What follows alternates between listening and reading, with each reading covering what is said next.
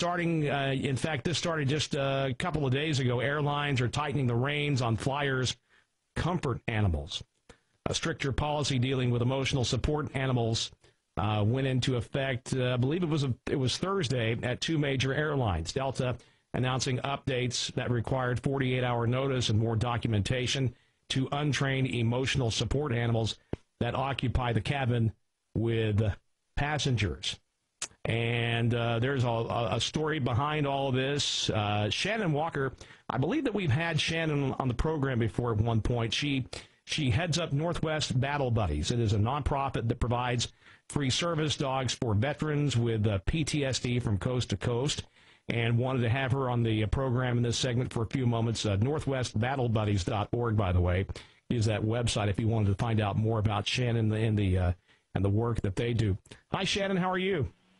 I'm doing great. Thanks for having me on your show. It is great to have you on again. I believe we had you on not too terribly long ago, but under different circumstances. But take us through all this for those who may not be completely clear or on the topic. The story has been emotional support peacocks. When I first heard that, I'll be honest with you, I'm just not used to that. I know about the emotional support animal. Usually you hear about the emotional support dogs and the work that they do to brighten the lives of others. But the emotional support peacock and other comfort animals. Can you take us into this new policy? Well, absolutely. It's really unfortunate. The loose boundaries that have been around emotional support dogs or even service dogs, through all these years, now it seems to have become a novelty, and they're pushing these boundaries and claiming that, the emotional support, whether it's the peacock or the gerbil or the whatever it might be, that has the same significance as maybe a service animal like a dog or a trained emotional support animal, and that usually is it's usually a dog. And what's happening is that, especially where the airlines are concerned, they have experienced in the last year, 2016 to 2017, a 75% increase in emotional support or comfort animals that are flying on the plane. And what is happening is because the laws that are in place maybe not have been understood, or maybe anytime you go to an airport, and when we fly with dogs in an airport with service dogs, the policies are always, they vary from airport to airport because there just isn't quite the clarity in what is needed. And so it's just been very much abused by people, wanting to fly with their pet because they now feel they need the pet, and there has been no checks and balances or structure to ensure not only the validity that the dog is actually, or the service animal is actually needed for emotional support, but the fact is that the due diligence has been done to make sure that the patrons and the other people flying and the people working, that everybody is safe and people are not going to be inconvenienced. And it's become a huge negative in not only the airlines, but then for people who look upon people who truly significantly need these animals, especially with what we do here at Northwest Battle Buddies. We provide service dogs for PTSD, like you said at the beginning of your show. And the last thing that our veterans, because we provide it to veterans, the last thing they need is more scrutiny. But yet, how do you navigate? Let's make it professional. Let's stop this epidemic of people abusing the system for the wrong reasons, and not tie the hands of the people who truly need these dogs, and move forward in a positive way. And so United Airlines and Delta Airlines, they have joined, so they are starting to require 48 hours notice before traveling with an emotional support or a comfort animal.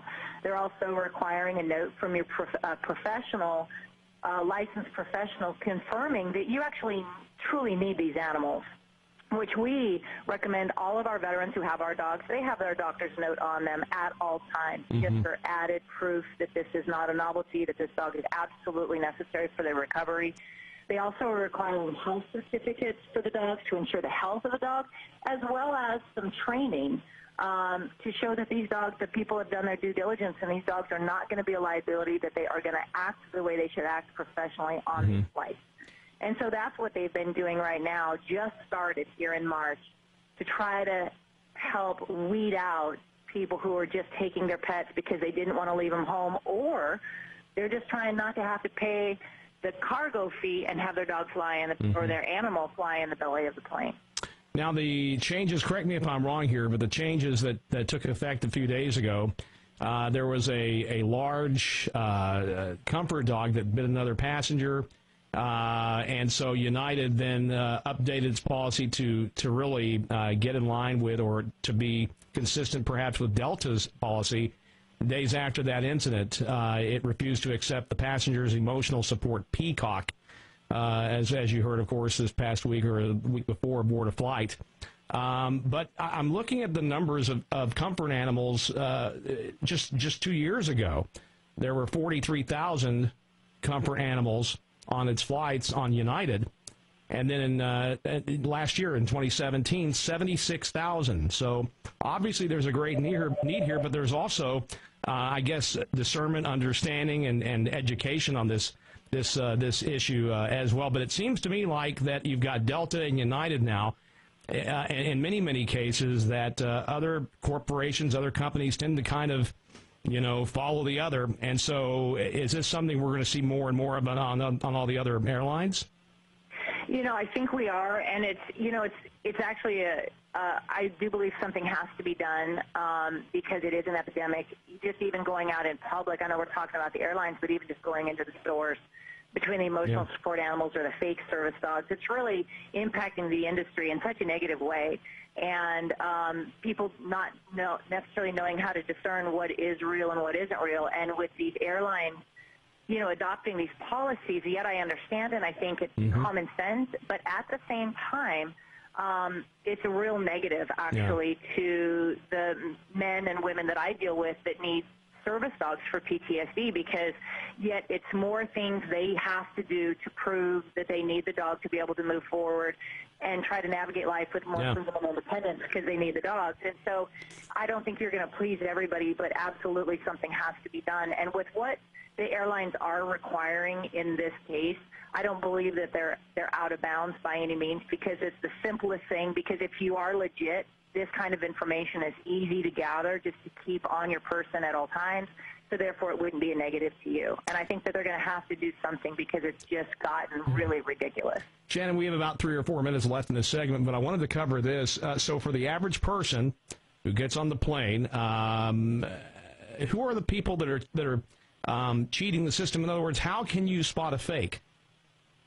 Well, whether the dog is a legit animal, comfort animal, service dog, or an emotional support animal or not, the fact is, if that dog is unruly and not under control, they can be kicked out. It doesn't matter what the status of the dog is or the animal is. They can be refused and sent away because it is a liability. That's one of the reasons we require here at Northwest Battle Buddies, our teams, the people who we have provided dogs for, they have to recertify every year to prove the handling and the professionalism of that service dog always, ongoing. But what they can also do is, passengers and stuff, when they see, as an example, if we use a dog as an example, if that dog seems to lack temperament, if that dog shows fear or insecurity or anything like that, they need to report it to the professionals around them that are on that flight and the flight attendants to let them know that they feel in jeopardy, because especially when you look at the person that got bit in the face by an emotional support animal. And but that's the type of thing that they can do to spot, and professional handling. It's just when you see a professional handler, somebody that has been trained to have, as an example, a service dog, there is miles of difference between somebody who has not had professional training, and we need to call them on it. And when I say we need to call them on it, that is a slippery slope also, because there's only 2 questions you can ask. Is this a trained, as an example, service dog, and what tasks was he performed to serve you? And that's it. Those are the only 2 questions that can be asked right now by the guidelines of the ADA. And what's really what the airlines are doing by requiring what they're requiring actually goes against the rules of the ADA.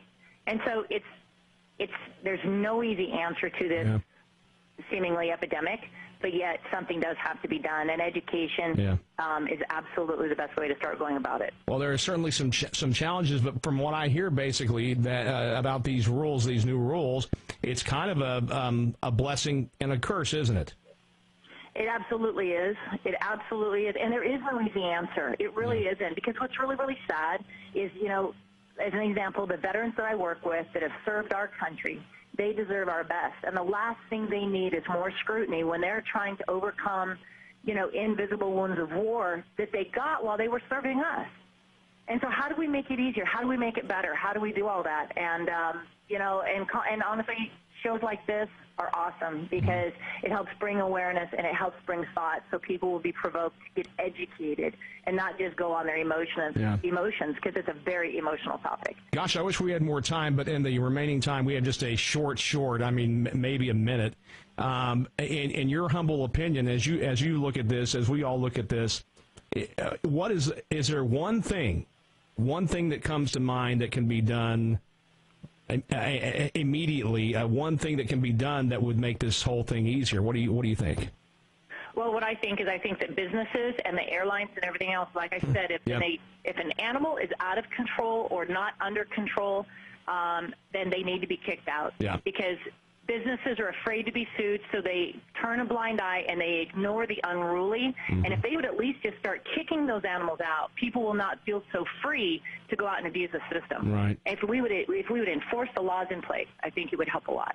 Well, I got to be frank with you, even though my name is Gordon. The emotional support peacock, I'd not heard that until recently, and I thought, what on earth? But, I learn something new every day, every hour, really. But Shannon Walker, NorthwestBattleBuddies.org. Thank you so much for joining us, an expert on service animals and on this topic, this segment on the community. Thank you so much.